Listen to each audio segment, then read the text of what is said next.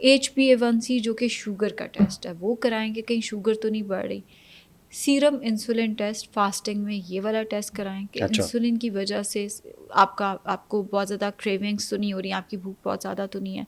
IR test जिसको हम insulin resistance test कहते हैं वो कराएं अपना, because anything that is not normal is abnormal. अगर आपको ज़रूरत से ज़्यादा कुछ भी भूख फील लग और रही है, obviously anything that is not normal is is abnormal, abnormal exactly. Definitely. तो उसके लिए फिर हम टेस्ट से उसको रूल आउट करेंगे, अंडरलाइंग इशू को फिर हम ट्रीट ठीक, करेंगे। बहुत आपने डिटेल में बताया शाह जी, और बाकी तकरीबन आपने सारे ही इससे रेलेवेंट जो कंसर्न्स थे उसको आंसर किया है अपने इस एक ही आंसर में।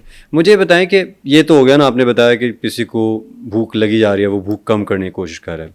इसको हम रिवर्स कर लेते हैं। कई लोग हैं जिनको, मैं एक्सेप्शंस हैं उनकी, जिनको मेडिकल कंडीशन होती हैं उसके अलावा उनको भूख लग नहीं रही होती, मतलब थोड़ा सा खाया बस पेट फुल हो गया या नहीं खाया जा रहा, और हालांकि उनको ज़रूरत भी है, कमज़ोर से हैं, ये नहीं कि बहुत को मोटे हैं, लेकिन वीक भी हैं, ज़रूरत भी हमें लगता है अपेरेंटली कि उनको खाना चाहिए मगर खा नहीं पा रहे। क्या रीज़न हो सकती है? अच्छा, हमारा स्टमक ना एक मसल है, आप अच्छा। इसको कॉन्ट्रैक्ट भी करा सकते हो, आप इसको फैला भी सकते हो।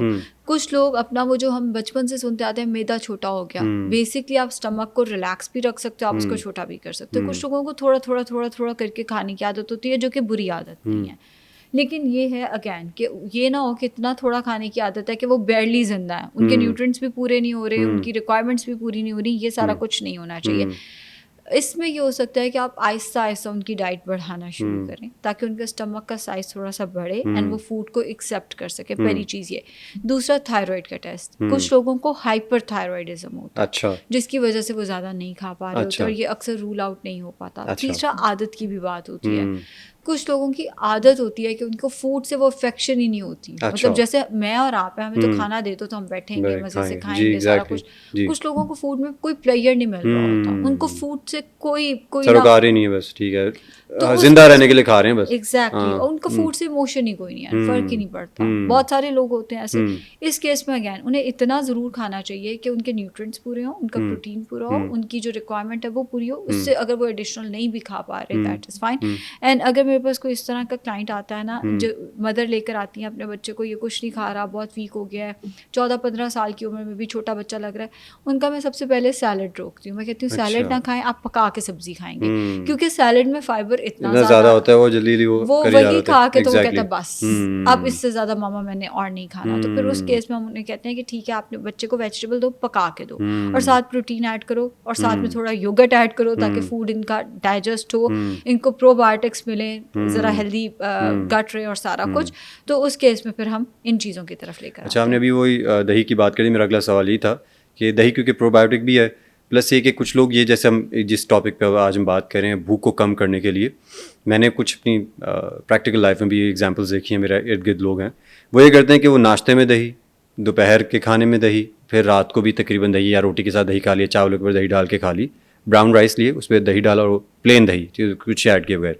तो ये कैसी प्रैक्टिस है? क्या वैसे तो ये कहा जाता है ना कि दही गट हेल्थ के लिए अच्छी है, तो गट हेल्थ के लिए अच्छा होना, लेकिन उसको दही को main source of your food बना लेना ये तो गलत है। देखिए, अगर हम बात करें ना, मिल्क के अंदर तमाम न्यूट्रिएंट्स मौजूद हैं। अगर हम मिल्क अच्छा। की बात करें, मिल्क से योगर्ट बनता है, उसके अंदर कार्बोहाइड्रेट भी है, उसके अंदर प्रोटीन भी है, फैट भी है, मगर कम है प्रोटीन उसके अंदर। आप उसको सालन की जगह पे या आप उसको प्रोटीन की जगह पे इस्तेमाल नहीं कर सकते। अच्छा। एक ये सवाल है कि अगर आप नाश्ते, लंच और डिनर तीनों में योगर्ट खाते हो तो ये तो बहुत अच्छी बात है, लेकिन अगर आप उसकी जगह सालन ही मिस कर देते हो, यानी जैसे आपने कहा पराठे के साथ योगर्ट खा लिया, रात में चावलों के ऊपर डाल के दही खा लिया, प्रोटीन कहाँ है? प्रोटीन का एग्जैक्टली ये नहीं होना चाहिए। हर तरह का न्यूट्रिएंट आपकी डाइट के अंदर होना चाहिए। आप हर फूड ग्रुप आपकी डाइट के अंदर होना चाहिए।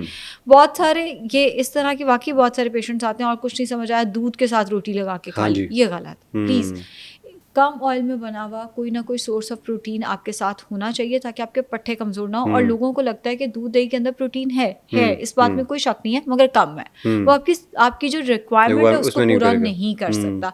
तो प्लीज़ आपने ये काम वंस इन अ वाइल कर लिया, अच्छा लगता है। रोज़ों में तो मुझे बड़ा अच्छा लगता है पराठा और साथ में थोड़ा सा दही लगा के खाना, प्लस उसमें प्रोटीन होना चाहिए। ये वंस इन अ वाइल आप कर लेंगे, पराठा और दही सिर्फ खा लिया जल्दी में, लेकिन फिर शाम में अपना प्रोटीन पूरा करें। सिर्फ ग्रिल्ड चिकन या बीफ या ग्रिल्ड मीट खाएं ताकि आपका प्रोटीन पूरा हो। अगर रात में भी आप यही कर रहे हैं कि चावलों पे दही है, तो फिर आपके न्यूट्रिएंट्स पूरे नहीं होंगे। ठीक। अच्छा, आलू आलू के ऊपर बहुत बात होती है जी, आलू नहीं खाना चाहिए बेकेट खाना चाहिए या उबला हुआ खाना चाहिए, पता नहीं, बताएं क्या आलू हेल्दी है इस तरह के डाइट प्लान में? अच्छा, एक सवाल ये है, आलू हेल्दी है, अच्छा, लेकिन मैं वेट लॉस के अपने मोस्टली क्लाइंट्स को वो मना कर देती हूँ और अच्छा। मोस्टली क्लाइंट्स को लिख के भी देती हूँ। अब इस बात का क्या मतलब है? इसका मतलब ये है कि आप आलू का इस्तेमाल कर कैसे रहे हो। अगर आप रात को, जैसे बाहर के क्लाइंट्स हैं वहाँ पे वो सालन नहीं बनाते लोग, मैं उन्हें कहती हूँ अच्छा आप रात को आके एक बॉयल या बेक पोटैटो लें और उसके साथ चिकन या फिश को थोड़ा ग्रिल कर लें या मटन को स्टीम करके या बीफ को स्टीम करके ले लें। आलू को एज सोर्स ऑफ कार्बोहाइड्रेट लें वेट लॉस में या वैसे भी, तो वो बहुत अच्छा है। अच्छा। लेकिन अगर आप वेट लॉस कर रहे हैं और आप रोटी के साथ आलू लगा के खा रहे हैं, आलू भुजिया जैसे हम खा लेते हैं, अब इसमें प्रोटीन नहीं है कहीं पे, तो आलू को वो जो हम हर चीज के अंदर डाल देते हैं वो कार्बोहाइड्रेट के तौर पे लें, बहुत अच्छा है। फाइबर का बहुत अच्छा सोर्स है, विटामिन सी का बहुत अच्छा सोर्स है, सेहत के लिए अच्छा है, फीलिंग ऑफ फुलनेस भी बहुत अच्छी देता है। अगर आप आलू का इस्तेमाल करते हैं वो आपको फीलिंग ऑफ फुलनेस बहुत अच्छी देगा। बट इट डिपेंड्स कि आप उसका कितना इस्तेमाल कर रहे हैं और किस तरह से उसका इस्तेमाल कर रहे हैं। आप उसको प्रोटीन के तौर पे नहीं इस्तेमाल कर सकते, जैसे रोटी के साथ आलू की भुजिया खा ली, हमारा मील कंप्लीट हो गया, नहीं कंप्लीट हुआ, इसमें प्रोटीन नहीं था। लेकिन अगर आप ग्रिल्ड चिकन या फिश के साथ या मटन के साथ या उसको लैम के साथ लेते हैं, बीफ के साथ लेते हैं एज सोर्स ऑफ कार्बोहाइड्रेट, तो वो बहुत अच्छा ऑप्शन है। अच्छा, लड़कियाँ ये मेरे से बहुत ज़्यादा सवाल करती हैं, यानी कि हमारे पॉडकास्ट पे भी करती हैं, मेरे से पर्सनली बहुत सारी जो फीमेल्स हैं वो ख़ास तौर पे सवाल करती हैं, वो आलूओं से ही जुड़ा है। फ्रेंच फ्राइज़ का क्रेज़ होता है लड़कियों को, बहुत क्रेज़ है कि फ्रेंच फ्राइज़ किसी भी फॉर्म में मिल जाए, बस वो बर्गर के साथ आ रही हैं, स्टेक के साथ, सैंडविच के साथ, तो हम वो जी उसमें कैलोरीज नहीं है, इसको दूसरी तरह बना लें। कोई ऐसा तरीका है कि फ्रेंच फ्राइज़ आपके डाइट को डिस्टर्ब ना करें, वो इस तरह हेल्दी वे में बना ली जा सके? मैं खाती हूँ फ्रेंच फ्राइज एयर फ्राई करके। अच्छा। वैसे मुझे वो तले हुए, वाकई पेशेंट्स कहते हैं मैम उसका तो जायका ही नहीं निकलता, आप कैसे खा लेती हैं? वाकई ही तले हुए का मज़ा ज़्यादा है। अच्छा। लेकिन वो बुरा है सेहत के लिए। अच्छा। वो वंस इन अ वाइल आप खा लो, दैट इज़ फाइन। और दूसरा हमारे यहाँ प्रैक्टिस ये है कि हम वही वाला ऑयल फिर दोबारा भी संभाल लेते हैं ना। जो फ्राइज वाला ऑयल है वो हर घर में अलग बोतल में पड़ा हुआ है, उसी में हर दफ़ा हम फ्राइज बनाए जा रहे हैं, वो और ख़तरनाक हो गया है। आप बाहर से भी फ्राई लेते हो फ्राइज, तो वो हर दफ़ा आपके लिए नया ऑयल तो नहीं इस्तेमाल कर रहे। आप एयर फ्राई ले लो, एयर फ्राई करके आप फ्राइज खा सकते हो।